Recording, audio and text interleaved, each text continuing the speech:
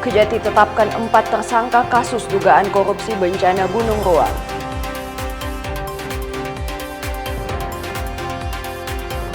Gabungan ormas berunjuk rasa di kantor Gubernur Sulut tuntut penertiban tambang ilegal.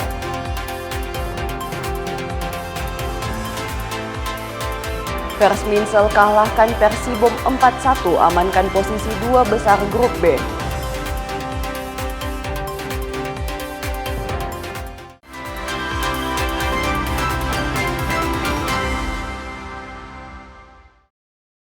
Selamat pagi saudara, apa kabar Anda hari ini?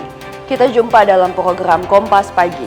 Selain 3 berita utama tadi, Anda juga bisa menyaksikan sejumlah informasi menarik lainnya yang dihimpun tim redaksi Kompas TV. Bersama saya Anata Samewo, inilah Kompas Pagi selengkapnya.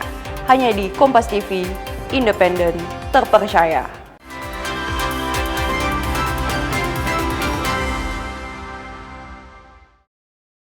Kita ke informasi yang pertama, saudara. Kejaksaan Tinggi Sulawesi Utara menetapkan 4 orang tersangka dalam kasus dugaan korupsi bantuan bencana erupsi Gunung Ruang yang terjadi pada April 2024 lalu.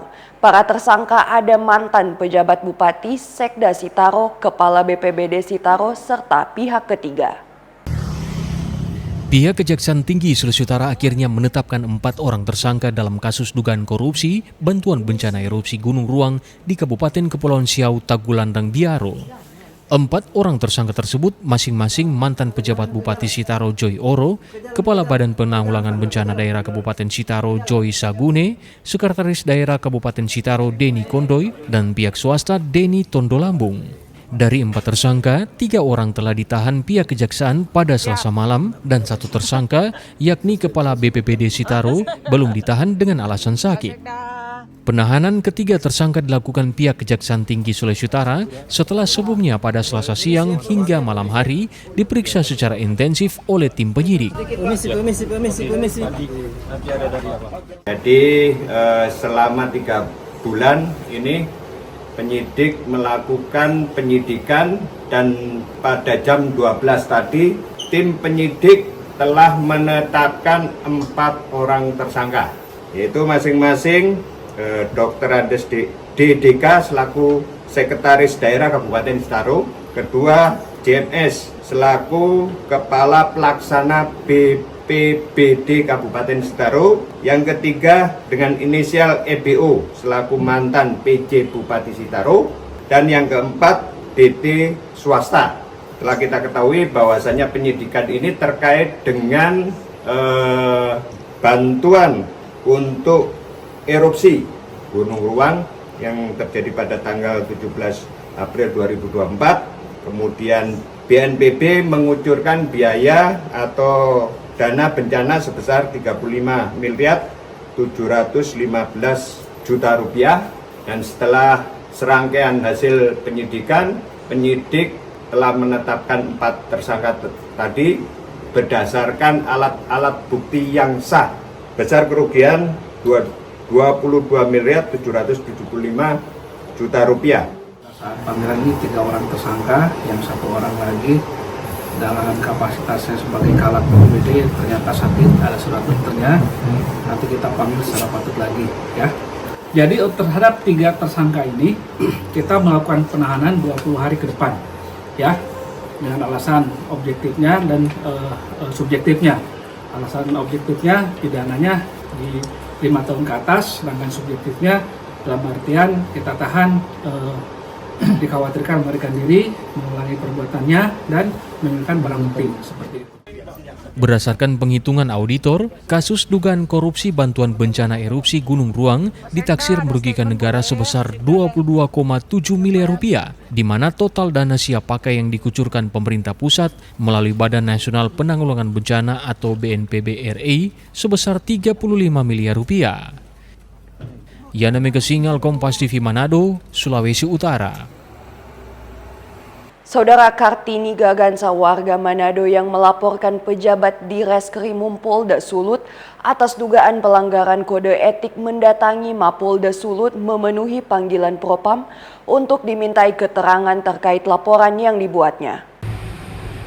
Kartini bersama kuasa hukumnya mendatangi kantor Polda Sulawesi Utara sekitar pukul 13.00 WITA untuk memberikan keterangan terhadap laporan yang dibuat pada 16 Maret yang lalu.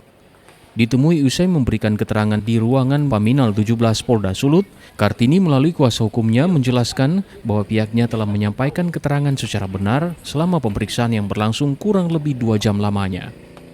Itu 10 pertanyaan. Dan semua pertanyaan itu alhamdulillah puji Tuhan dapat dijawab oleh klien kami Kartini Gagangsa itu secara baik dan tepat sesuai dengan hasil penelitian kami dalam berita acara pemeriksaan itu sendiri.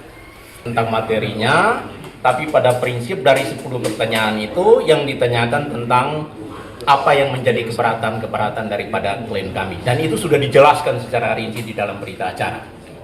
Sementara itu di tempat terpisah, Kabid Propam Polda Sulut, Kombes Pol Randolph Unmehopa menegaskan laporan dari Kartini beserta kuasa hukumnya telah diterima dan saat ini sementara berproses. Memang sudah ada laporannya, sementara ini dari Paminal kami untuk melakukan penyelidikan tentang adanya laporan tersebut. Itu pasti kita tidak lanjuti. Sebelumnya pihak pelapor menegaskan laporan yang dibuat oleh pihaknya itu berlandaskan pada Perkap nomor 7 tahun 2022 tentang kode etik profesi dan Komisi Kode Etik Kepolisian. Oknum Direskrimum Polda Sulut diduga telah menyalahgunakan kewenangan dalam penghentian penyidikan perkara dugaan pemalsuan surat tanah yang melibatkan pelapor Kartini Gagangsa. Singli Manderes, Kompas TV Manado, Sulawesi Utara. Saudara, peristiwa pembunuhan terjadi di Kecamatan Kema, Minahasa Utara, Sulawesi Utara. Seorang pemuda nekat menghabisi nyawa seorang lelaki karena dilatari dendam pribadi. Korban diduga pria selingkuhan ibu kandungnya. Korban tewas dengan luka bacok setelah diserang menggunakan senjata tajam di sebuah gubuk kebun kelapa. Peristiwa berdarah ini terjadi pada Senin pagi 30 Maret 2026 sekitar pukul 8.30 WITA di salah satu gubuk gudang kelapa putih Kebun Kresi, Desa Tontalete.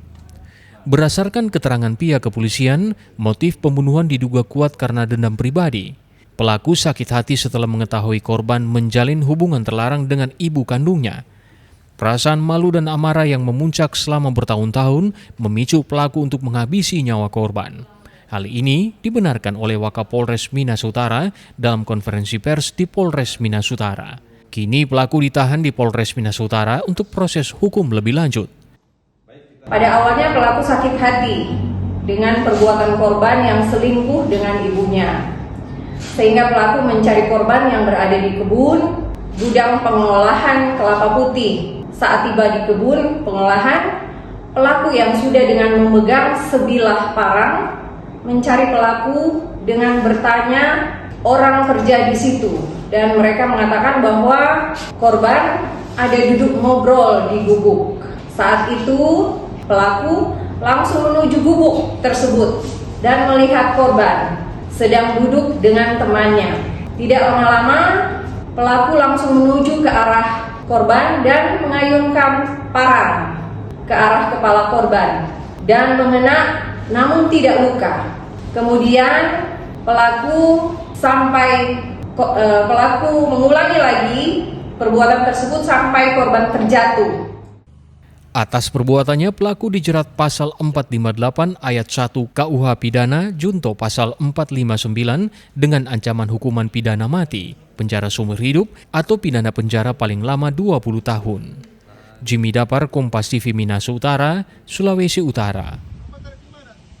Saudara, ratusan warga dari sejumlah gabungan organisasi kemasyarakatan mendatangi kantor Gubernur Sulawesi Utara yang berlokasi di Jalan 17 Agustus. Kelompok masyarakat ini datang menyampaikan sejumlah tuntutan antara lain percepatan pembangunan infrastruktur jalan rusak berat di sejumlah wilayah dan transparan dalam penetapan wilayah pertambangan rakyat.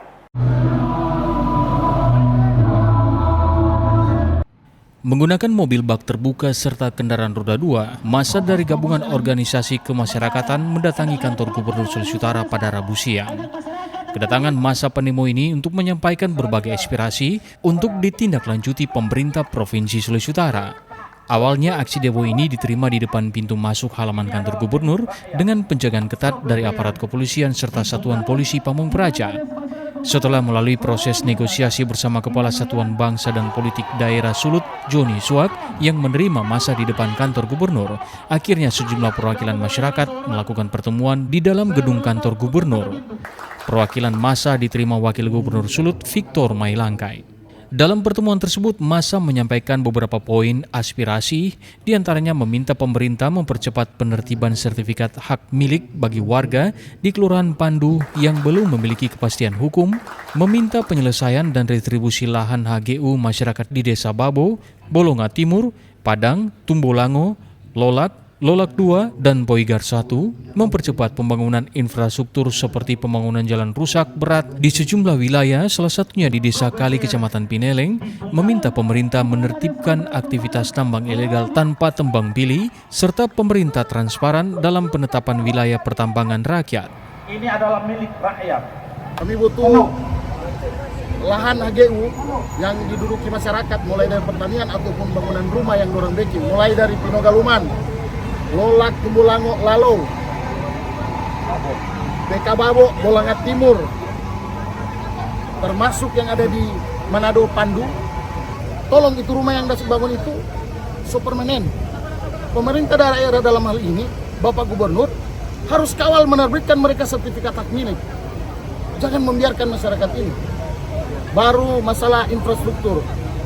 Jangan kasih biar itu Desa Kali dengan Lotak. DP jalan rusak di Bombanon. Itu rumah Soanyor, tidak ada perhatian sama sekali dari pemerintah daerah. Orang mau mengelupa siapa selain mengelupa Bapak Gubernur? Kami minta kepada pemerintah, terutama Presiden, untuk mengambil langkah tegas terkait persoalan ini. Karena kemarin sudah dilakukan evaluasi oleh Satgas PKH, tapi sampai detik ini tidak ada kejelasan. Maka kemudian meminta untuk mengevaluasi terkait hal itu. Kemudian soal blok WPR, ya masyarakat yang ada di desa-desa yang memiliki tambang rakyat berharap blok WPR benar-benar dimiliki oleh rakyat yang ada di kampung tersebut, karena sampai hari ini blok WPR tidak jelas, distribusi blok WPR tidak terbuka. Dan kemudian kita juga menolak koperasi tambang yang dari luar daerah. Sementara itu, Wakil Gubernur Sulawesi Utara Victor Mailangkai saat bertemu massa pendemo di depan kantor gubernur berjanji akan menindaklanjuti tuntutan massa tersebut sesuai kewenangan pemerintah. Memang komitmen Bapak Gubernur dan saya sebagai Wakil Gubernur, kami hadir Gubernur untuk melayani masyarakat. Nah, aspirasi yang tersampaikan tadi bukan baru hari ini kejadiannya, sudah sejak lama. Ya kan? Kami datang untuk bersama-sama. Nah, karenanya tadi disepakati, karena aspirasi ini ada yang menjadi kewenangan pemerintah pusat, ada yang menjadi kewenangan pemerintah provinsi, mungkin bisa kami tidak lanjut, tapi ada yang menjadi kewenangan pemerintah kabupaten kota. Nah, ini diselesaikan, ditangani dalam bentuk sesuai dengan aturan yang berlaku dan kemampuan keuangan yang ada. Usai menyampaikan aspirasi, massa kemudian membubarkan diri dari kantor gubernur dan melanjutkan aksinya di depan kantor DPRD Provinsi. Yana Mika Singal, Kompas TV Manado, Sulawesi Utara. Saudara, petugas gabungan dari Satuan Polisi Pamong Praja Kota kembali melakukan penertiban lapak pedagang yang dinilai melanggar peraturan daerah. Penertiban kali ini dilakukan di kawasan Pujasera, Pasar 45 Manado. Puluhan petugas dari Satuan Polisi Pamong Praja mendatangi kawasan Pujasera, Kompleks Pasar 45 Kota Manado Selasa pagi. Petugas Satpol PP yang didampingi anggota TNI dan Polri ini melakukan penertiban lapak pedagang yang dinilai melanggar peraturan daerah. Beberapa titik yang disembangi diantaranya gedung Pujasera di depan supermarket Jumbo dan beberapa titik kawasan kios pedagang di Pasar 45 yang dikelola Perumda Pasar Manado. Dalam penertiban ini terpantau banyak lapak pedagang yang menjual barang dagangan di luar bangunan kios sehingga menggunakan badan jalan yang menjadi hak pengunjung atau pembeli yang berada di area tersebut. saat petugas melakukan penertiban, sejumlah pedagang terlihat merapikan barang-barang dagangan secara mandiri dan mengatur kembali di dalam kios sembari dibantu petugas. Namun ada juga lapak pedagang yang ditinggalkan pemiliknya dan langsung ditertibkan oleh petugas dengan cara diangkut ke mobil truk yang disiapkan. Polisi Pamong Praja menyebut langkah penertiban ini sudah melalui prosedur termasuk sosialisasi dan peringatan berkali-kali kepada pedagang di kawasan Pasar 45. Namun kenyataannya masih ada pedagang yang tidak patuh. Kami lakukan penertiban yaitu penegakan peraturan daerah dan penegakan peraturan kepala daerah. Ini penertiban ini menyangkut aturan yang berlaku di pemerintah Kota Manado. Dan untuk pusat kota Taman Kesatuan Bangsa yaitu kami lakukan yaitu di Pujasera tentang adanya permintaan dari PD Pasar yaitu aset pemerintah kota yang diolah dari PD Pasar, pengelolaan PD Pasar untuk pengosongan, dan adapun barang yang dititipkan ada usaha-usaha yang berkembang di Pujasera kami tertibkan. Karena ini permintaan dari PD Pasar Kota Manado, kami laksanakan penertiban yaitu peraturan Perkada Kota Manado. Dari pantauan Kompas TV, penertiban berlangsung relatif tanpa perlawanan dari pedagang. Saya di Pasar 45 ini. Di kios mana Bapak beroperasi? Oh, di sini. Oh, ini berarti tidak menyewa kios atau? Enggak. Oh, oke. Nah, hari ini ada penertiban. Ya. Bapak tanggapannya bagaimana? Tanggapan saya sih sebenarnya ini kan tidak ada pemberitahuan langsung ke saya. Mungkin ada pemberitahuan tapi saya tidak tahu sama sekali. Bapak sudah berapa lama berdagang di lokasi ini yang bukan kios? Sekitar baru 20 tahun, lebih 25 tahun lah. Oh, tapi kami mendapat konfirmasi bahwa bahwa petugas Satpol PP sudah melakukan sosialisasi dan juga sudah memberikan peringatan berkali-kali. Bapak sendiri? Bagi saya pribadi sih belum dapat informasi, tapi tidak tahu mungkin yang lain ada, tapi saya tidak tahu sama sekali. Tapi tiba-tiba Bapak ada bongkar begini. Tapi Bapak selama ini melakukan ada biaya sewa enggak yang dikeluarkan di sini? Enggak ada. Selain melakukan penertiban di kawasan Pasar 45, sebelumnya petugas gabungan Satpol PP juga melakukan penertiban di Kelurahan Winangun, Kecamatan Malalayang. Yana Mega Singal, Kompas TV Manado, Sulawesi Utara. Saudara, harga cabai rawit dan bawang merah masih tinggi di pasar tradisional Manado. Akan kami hadirkan usai jeda. Tetaplah bersama kami.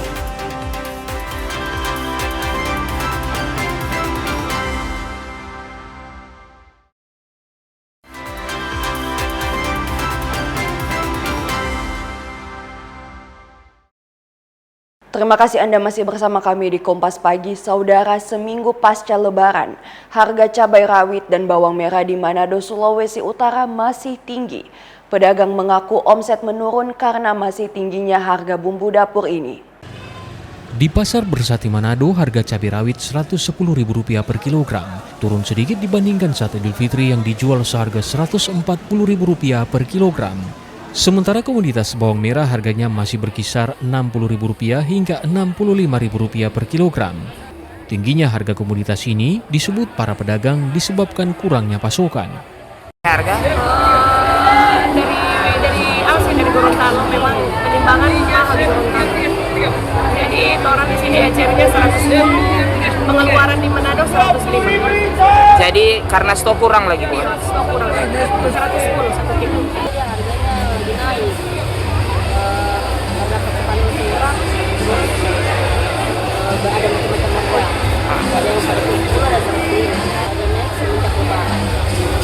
Pedagang berharap pasokan kembali normal agar harga bumbu dapur khususnya cabai rawit dan bawang merah bisa kembali normal. Swing Limanderes, Kompas TV Manado, Sulawesi Utara.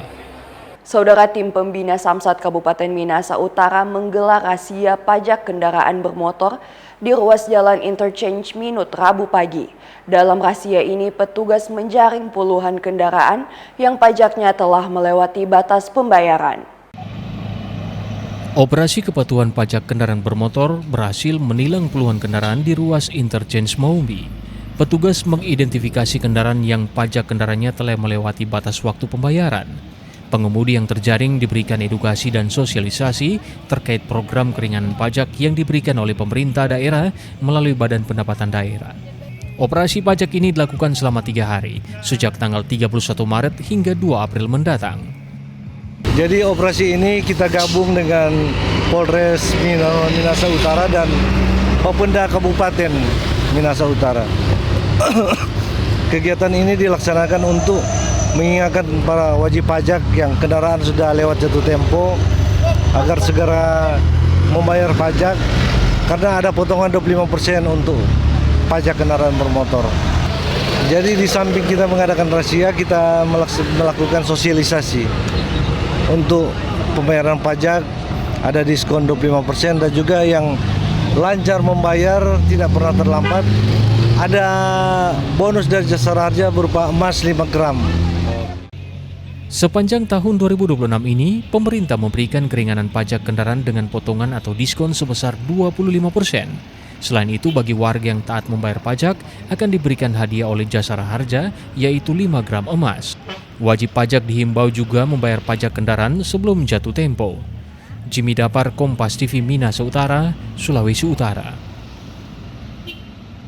Saudara, pasca pemerintah mengumumkan tidak adanya perubahan harga bahan bakar minyak khususnya BBM bersubsidi, antrean kendaraan di SPBU di Kota Manado terpantau normal. Sehari setelah pemerintah mengumumkan tidak adanya perubahan harga BBM, antrian kendaraan yang sempat terjadi di sejumlah SPBU di Kota Manado terpantau normal. Warga sempat dibuat panik dengan munculnya isu-isu terkait kelangkaan stok dan perubahan harga BBM akibat dampak perang di Timur Tengah. Sejumlah warga yang diwawancarai meminta pemerintah tetap menjaga stabilitas harga dan stok BBM. Nggak ada, yang namanya kita pengguna, kita butuh BBM berapapun yang ada ya kita. Tapi ya mohonlah kepada pemerintah kalau bisa ya janganlah naik. Tetap aman-aman kamu? Aman aja. Pengemudi ya berharap untuk harga BBM tetap, jadi tidak ada kenaikan dalam hal ini. Kemarin memang tadi malam kita sempat antri, ya lumayan sih untuk antrian. Sementara itu, Kepala Biro Ekonomi Provinsi Sulawesi Utara menjelaskan saat ini kebutuhan terhadap stok BBM masih aman. Kendati demikian, ia mengimbau masyarakat bisa melakukan penghematan. Tidak ada kenaikan harga BBM, baik subsidi, baik yang non subsidi maupun yang subsidi. Bahkan LPG juga tidak ada kenaikan harga. Dan untuk itu kami menghimbau seluruh lapisan masyarakat kita semua untuk melakukan penghematan konsumsi BBM dan LPG. Mari kita matikan listrik-listrik yang tidak kita pakai, pendingin udara yang tidak kita pakai, dan melakukan penghematan secara strategis dan secara produktif. Sebelumnya melalui keterangan resmi tertulis, pihak Pertamina Patraniaga juga memastikan stok BBM di wilayah Sulawesi Utara aman dan distribusi terus berjalan disesuaikan dengan kebutuhan di lapangan. Suingli Manderes, Kompas TV Manado, Sulawesi Utara. Sementara di Sulawesi Selatan, saudara, antrean di sejumlah SPBU di Makassar masih terjadi hingga Rabu pagi. Pihak Pertamina Sulawesi pun menjamin tidak adanya kenaikan harga BBM dan juga menjamin stok di wilayah Sulawesi tercukupi. Seperti inilah kondisi sejumlah SPBU di Makassar. Meski pemerintah telah mengumumkan tidak ada kenaikan harga BBM, namun antrean kendaraan masih mengular. Pertamina Regional Sulawesi menambah penyaluran di wilayah jalur mudik Trans Sulawesi, diantaranya Nrekang, Bone, Sinjai, dan juga di Bulukumba. Pihak Pertamina Regional Sulawesi pun meminta agar masyarakat untuk tidak perlu panik untuk membeli BBM dalam kapasitas yang banyak. Ya, insya Allah kemarin pemerintah pusat sudah melakukan press conference dan menyatakan bahwa harga BBM per 1 April 2026 tidak naik, alhamdulillah. Lalu untuk stok BBM maupun LPG di wilayah Sulawesi, insya Allah kami pastikan aman. Insya Allah dari Pertamina Patraniaga akan ikhtiar maksimal untuk tetap menyalurkan energi baik BBM maupun LPG kepada masyarakat. Kalau untuk stoknya sendiri Mas, seperti apa? Gimana? Kalau stok di Sulawesi sendiri seperti apa Mas? Untuk stok di Sulawesi insya Allah aman, untuk coverage day-nya di level yang normal, jadi masyarakat tidak perlu khawatir, tidak perlu panik buying sehingga menimbulkan antrian yang panjang. Kami himbau kepada masyarakat juga untuk bijak menggunakan energi, lalu untuk hemat dalam menggunakan energi, dan juga jangan termakan oleh isu-isu yang memprovokasi terkait dengan kelangkaan BBM maupun berita-berita hoax di sana yang menyatakan bahwa harga akan naik. Pak, ini kita antri BBM atau seperti apa ini, Pak? Ya, saya antri karena ini BBM saya sudah hampir habis. Itu kenapa? Lagian kan tidak ada pengumuman pemerintah untuk kenaikan BBM. Jadi memang ya, antri. Oh, berarti tidak ada kekhawatiran khusus ini untuk karena harga BBM naik atau segala macam, Pak? Tidak ada. Lagian pemerintah kan bilang tidak ada kenaikan harga. Jadi kita ikuti saja pemerintah. Warga pun berharap agar pemerintah tetap mempertahankan harga BBM dan jaminan stok BBM di SPBU di wilayah Sulawesi. Rama Pratama, Kompas TV Makassar, Sulawesi Selatan. Kesorotan lain, saudara, sebanyak 21 nelayan korban kapal tenggelam di perairan Maluku Utara berhasil dievakuasi. Seluruh korban kini telah tiba di Pelabuhan Gorontalo dalam kondisi selamat. Kapal motor Nazila 5 dilaporkan tenggelam saat berlayar di perairan Maluku Utara, Talibabu menuju Kema, Sulawesi Utara. Sebanyak 21 nelayan asal Kema, Sulawesi Utara menjadi korban dalam insiden ini. Peristiwa berawal saat para nelayan sedang melaut dan kapal mengalami kerusakan akibat hantaman ombak. Kapal terus dihantam ombak hingga akhirnya tenggelam. Informasi kejadian diterima tim SAR dari pihak perusahaan yang kemudian ditindaklanjuti dengan operasi pencarian. Setelah belasan jam pencarian, seluruh korban berhasil ditemukan dan dievakuasi pada Selasa pagi. Kepala Kantor Pencarian dan Pertolongan atau Basarnas Gorontalo bilang, dengan pertimbangan jarak, tim SAR memutuskan mengevakuasi korban ke Pelabuhan Gorontalo. Kapal ini bertolak dari Taliabu menuju Kema dan sekitar pukul 3.30 waktu Indonesia Timur. Kapal mengalami kerusakan akibat cuaca buruk dan pada pukul 04.00 pagi kapal tersebut tenggelam dan para ABK-nya menyelamatkan diri dengan menggunakan rakit. Jadi pada saat dikasih koordinat yang pertama, di rakit yang pertama, rompon, ternyata korban tidak ada di situ dan dilaksanakan pencarian lagi, dikasih titik koordinat lagi dan korban ditemukan pada pagi hari dan korban selama di laut mengapung selama 13 jam. Salah satu korban mengaku saat mengetahui kapal bocor, mereka langsung menggunakan pelampung untuk menyelamatkan diri. Para korban bertahan di atas rakit selama beberapa jam di tengah laut hingga tim SAR datang menolong. Karena saya bilang ini kan banyak air, Pak. Jadi berarti memang ada yang bocor di bagian ya buka, tapi mau dilimas kan airnya di bak. Tapi saya bilang sudah tidak boleh karena tercabut dari papang muka. Sudah ada yang gabus. Selanjutnya korban akan dipulangkan ke daerah asal di Maluku Utara. Fikar Buntuan, Kompas TV, Gorontalo. Informasi 2 Menteri Kabinet Merah Putih hadiri haul ke-58 guru tua akan kami hadirkan usai jeda berikut.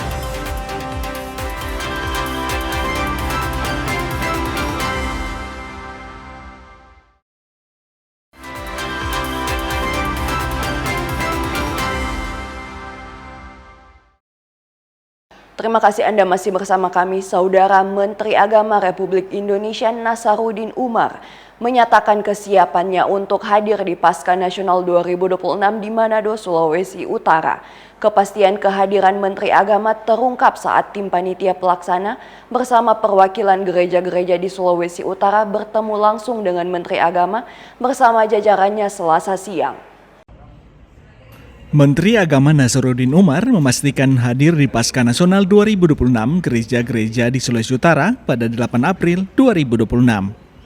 Kepastian ini terungkap saat tim panitia pelaksana yang dipimpin Ketua Panitia Pasca Nasional Reki Langi bersama perwakilan gereja-gereja Sulawesi Utara yang dipimpin Ketua BPMS Sinode Gemim Pendeta Adolf Katuk Wenas. Di pertemuan tersebut, Menteri Agama juga memberikan arahan terkait pelaksanaan Pasca Nasional di Sulawesi Utara. Peringatan itu juga ada ibadahnya, tetapi tidak kehilangan kemeriahannya. Jadi ada tadi penjelasan Pak Menteri, ada pendalaman, pemahaman keagamaan itu juga itu tetap ada dalam perayaan tersebut, tetapi juga kemeriahannya juga tetap ada. Pak Menteri sudah menyampaikan beliau akan hadir. Ketua Panitia Pelaksana Reki Langi menyatakan apresiasi atas sambutan hangat Menteri dan kesediaannya untuk hadir di perayaan Pasca Nasional di Manado nanti. Yang pertemuan hari ini penuh sukacita yang difasilitasi oleh Ibu Dirjen Bimas Kristen dan Bapak Dirjen Bimas Katolik. Ini sungguh kami bersyukur karena dalam perayaan Pasca Nasional gereja-gereja di Sulawesi Utara kami sangat berterima kasih karena didukung penuh oleh Bapak Menteri, bahkan ada beberapa arahan yang menyangkut hal-hal yang menyangkut toleransi, bagaimana kita di dalam menjalankan atau mendesain suatu acara ini perlu terukur sekali. Sementara Ketua BPMS Gemim, Pendeta Adolf Katukwenas mengajak semua warga gereja untuk menyukseskan perayaan Pasca Nasional di Manado lewat kehadiran di tanggal 8 April nanti. Sekarang kita sebagai penanggung jawab gereja-gereja yang melaksanakan Pasca Nasional ini di Sulawesi Utara untuk kita bekerja sama, bahkan untuk kita menggerakkan umat untuk bersama-sama dalam perayaan tersebut, bahkan mendoakan itu supaya pelaksanaan itu boleh berlangsung dengan baik. Dalam perayaan Pasca Nasional 2026 yang akan dipusatkan di kawasan Pohon Kasih Megabas Manado ini, selain ibadah agung, panitia pelaksana akan menyuguhkan pagelaran budaya Nusantara bertemakan kebangsaan. Doni Arai, Kompas TV. Kita ke sorotan lain, Saudara. Menteri Hak Asasi Manusia Republik Indonesia Natalius Pigai menegaskan pihak yang digaji negara menjadi aktor dalam konteks hak asasi manusia. Pernyataan ini menyorot peran negara dalam melindungi sekaligus berpotensi melanggar hak warga. Menteri Hak Asasi Manusia Natalius Pigai menyebut, dalam konteks hak asasi manusia terdapat perbedaan antara aktor negara dan non-negara. Penegasan ini diungkapkan dalam forum penguatan kapasitas HAM bagi masyarakat Gorontalo di Universitas Negeri Gorontalo. Menurutnya, pihak yang digaji oleh negara seperti pejabat pemerintah, aparat hingga pimpinan daerah masuk dalam kategori state actors. Sementara masyarakat yang tidak digaji negara merupakan pemilik hak asasi yang harus dilindungi. Aktor negara memiliki kewajiban untuk menjaga dan melindungi hak tersebut. Saudara dan saudara sekalian, dalam konteks bernegara, ada yang punya hak asasi dan ada yang tidak punya hak asasi, tapi dia punya kewajiban.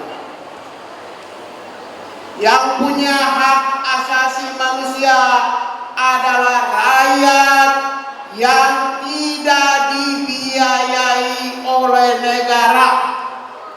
Ingat ya, tidak hanya TNI Polri ya, ini salah paham.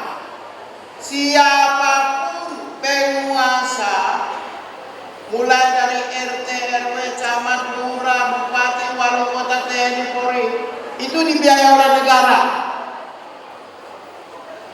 Maka siapapun yang tidak digaji oleh negara adalah pemilik hak. Menteri HAM menyinggung pelanggaran tidak hanya datang dari aparat, namun seluruh pihak yang digaji negara berpotensi menjadi aktor dalam sistem hukum HAM. Fikar Buntuan, Kompas TV, Gorontalo. Saudara, Menteri ATR BPN Nusron Wahid dan Menteri Agama Nasaruddin Umar menghadiri haul guru tua ke-58 di Kota Palu. Sejumlah anggota DPR RI dan kepala daerah tetangga juga turut hadir dalam peringatan wafatnya pendiri Al-Khairat Said Idrus bin Salim Al-Jufri. Ribuan warga dari Kota Palu dan berbagai daerah memadati halaman Kompleks Al-Khairat Palu. Tahun ini merupakan peringatan haul ke-58 Syahid Idrus bin Salim Al-Jufri atau yang lebih dikenal sebagai guru tua. Peringatan wafatnya sang pendiri Lembaga Pendidikan Agama Islam di Sulawesi Tengah ini turut dihadiri oleh sejumlah tokoh nasional, diantaranya Menteri Agama Nasaruddin Umar dan Menteri ATR BPN Nusron Wahid. Selain itu, tampak pula sejumlah anggota DPR RI serta kepala daerah tetangga yang ikut bersilaturahmi dalam haul guru tua kali ini.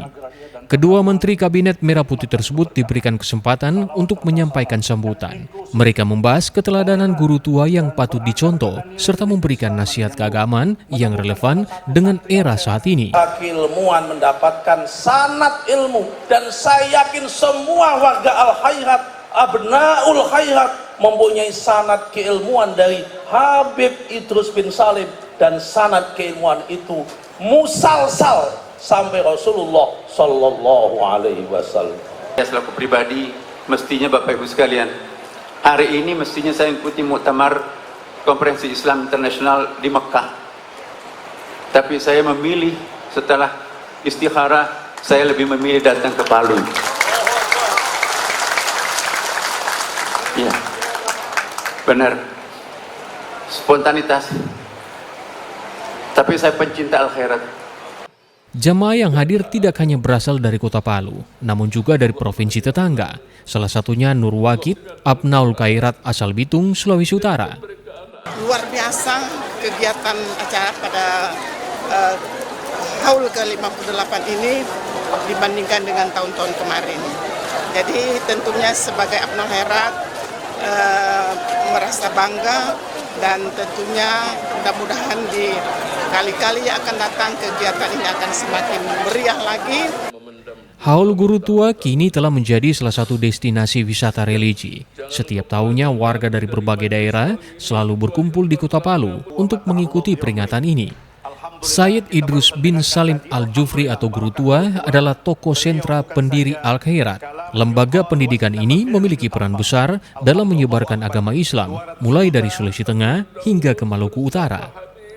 Aldrim Tahlara, Kompas TV Palu, Sulawesi Tengah. Sementara itu, Saudara Ketua Dewan Pembina Al-Khairat Fadel Muhammad mengusulkan agar Al-Khairat menjadi salah satu organisasi tingkat nasional. Usulan tersebut disampaikan saat dirinya memberikan sambutan dalam peringatan Haul Guru Tua ke-58 pada Rabu pagi. Haul Guru Tua atau peringatan wafatnya pendiri Al-Khairat menjadi momentum silaturahmi bagi ribuan alumni dan simpatisan Sayyid Idrus bin Salim Al-Jufri atau yang lebih dikenal sebagai Guru Tua. Sejumlah pejabat tingkat nasional turut hadir dalam acara tahun ini, diantaranya Menteri Agama Nasruddin Umar dan Menteri ATR BPN Nusron Wahid. Selain itu tampak pula sejumlah anggota DPR RI serta kepala daerah tetangga. Dalam sambutannya, Ketua Dewan Pembina Al-Khairat Fadel Muhammad mengusulkan agar Al-Khairat ditetapkan sebagai organisasi sosial keagamaan tingkat nasional sejajar dengan Muhammadiyah dan Nahdlatul Ulama. Mantan Gubernur Gorontalo tersebut menyampaikan saat ini Al-Khairat telah berkembang pesat dan memiliki pengurus di 28 provinsi di seluruh Indonesia. Saya bilang bahwa Presiden Al-Khairat ini sudah tumbuh sebelum kemerdekaan. Sekarang menjadi organisasi besar. Kita memiliki cabang-cabang di mana-mana ada 28. Pikiran kami adalah harusnya Al-Khairat ini sebagai organisasi masyarakat memiliki status yang berbeda, nasional. Karena selama ini saya merasakannya. Puluhan tahun saya di sini, Al-Khairat tetap dianggap organisasi masyarakat yang lokal, yang bukan nasional.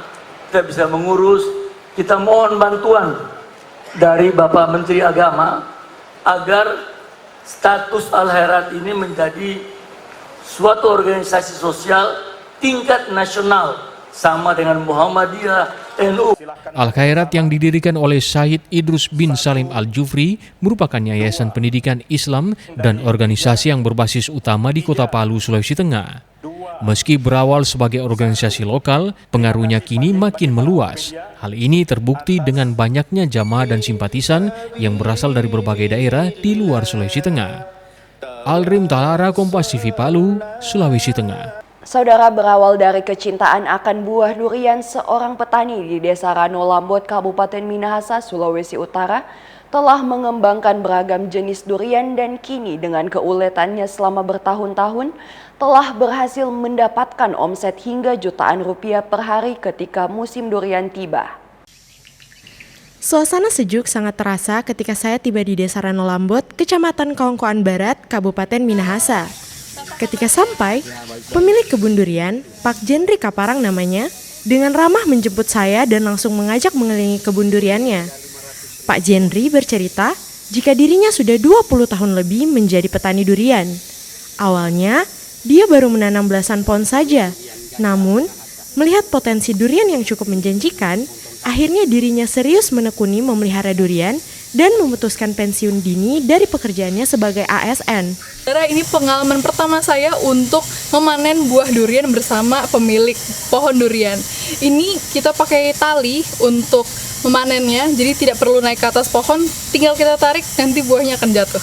Kita coba, Pak. Di lokasi kebun Pak Jendri saat ini sudah ada sekitar 500 pohon durian di lahan seluas kurang lebih 10 hektar dengan beragam jenis durian unggul. Sebagian besar bibitnya diambil dari luar daerah, bahkan ada yang dari negara Thailand.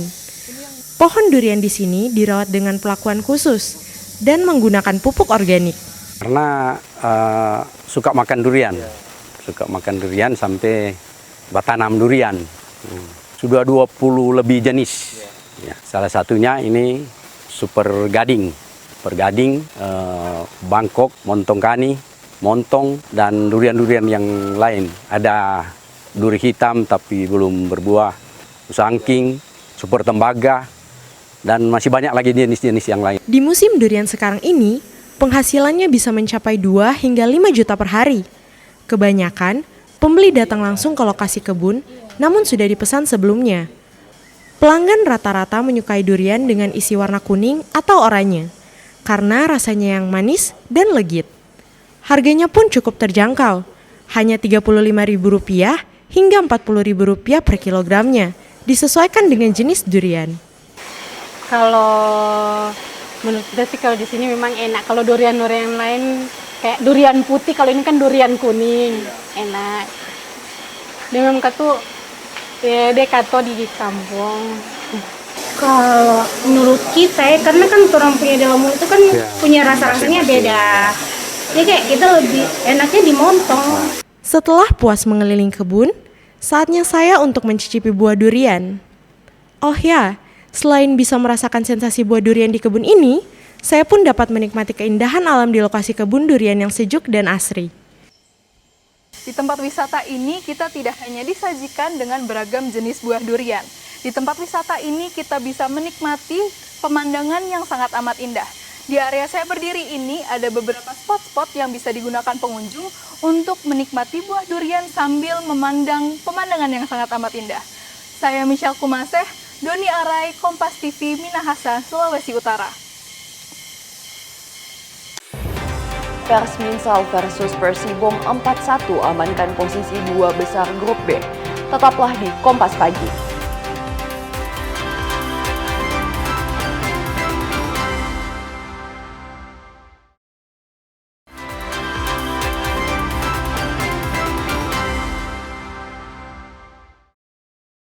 Terima kasih Anda masih bersama kami di Kompas Pagi. Saudara, Persminsel Minahasa Selatan FC tampil dominan dengan meraih kemenangan meyakinkan 4-1 atas Persibom Bolaang Mongondo pada laga pertama penyisihan grup B Liga 4 Indonesia Piala Gubernur Sulawesi Utara 2025-2026. Pertandingan yang digelar di lapangan Kodaira 8 Kairagi pada Selasa lalu memperlihatkan dominasi Persminsel sejak awal hingga akhir laga. Persminsel langsung membuka keunggulan cepat melalui gol Marcelino Lawrence pada menit ke-5. Dominasi berlanjut dengan tambahan gol dari Vigo Jimmy Liut dan Stefani Kumendong yang mencetak gol lewat tendangan keras dari luar kotak penalti. Memasuki babak kedua, Persminsel tetap mengendalikan permainan, meski Persibom sempat memperkecil ketertinggalan melalui gol penalti Raja Paputungan pada menit ke-67. Persminsel kembali menegaskan keunggulan lewat gol kedua Jimmy Liut pada menit ke-72. Skor 4-1 bertahan hingga peluit panjang dibunyikan. Asisten pelatih Persminsel Frandi Sasela mengungkapkan rasa syukur atas kemenangan yang diraih timnya. Ia menambahkan bahwa kemenangan ini menjadi motivasi penting untuk menghadapi laga terakhir di fase grup. Untuk hasil hari ini, kami bersyukur untuk mendapatkan kemenangan hari ini, dan ke depan kami akan lebih fokus lagi untuk pertandingan berikut. Untuk pertandingan tadi, untuk game plan tadi saya rubah pemain. Semua yang waktu line up yang lalu saya rubah dan puji Tuhan berhasil. Untuk hari ini kemenangan dan permainan kami jalankan. Untuk pertandingan selanjutnya kami tetap konsisten untuk 3 poin. Dengan tambahan 3 poin, Persminsel kini menempati posisi kedua grup B, menjaga peluang untuk melaju ke babak berikutnya. Jimmy Dapar, Kompas TV Manado, Sulawesi Utara. Di pertandingan lain, saudara, usai mengalahkan PSMU Minahasa Utara dengan skor telak 2-0, Persma 1960 akhirnya keluar sebagai juara grup C. Laga ini digelar di Stadion Klabat Manado pada Selasa sore. Persma Manado berhasil mengamankan kemenangan 2-0 atas PSMU dalam laga yang berlangsung di Stadion Klabat Selasa siang. Persma Manado membuka keunggulan pada menit ke-33 melalui Aymar Muhammad. Gol tersebut tercipta lewat sundulan kepala setelah menerima umpan matang dari Subuh dari sisi kiri pertahanan PSMU. Sejak awal pertandingan, kedua tim tampil hati-hati dengan mengandalkan permainan bertahan. Namun, Persma Manado mampu membongkar pertahanan PSMU dan unggul hingga babak pertama berakhir dengan skor 1-0 tanpa tambahan gol. Memasuki babak kedua, pertandingan berjalan lebih terbuka.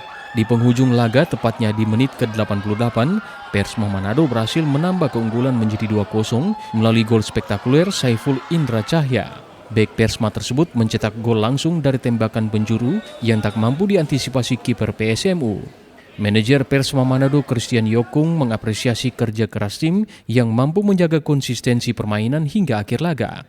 Saya pikir kita sudah lolos. Dengan poin 6 ini kan kita berarti sudah lolos grup.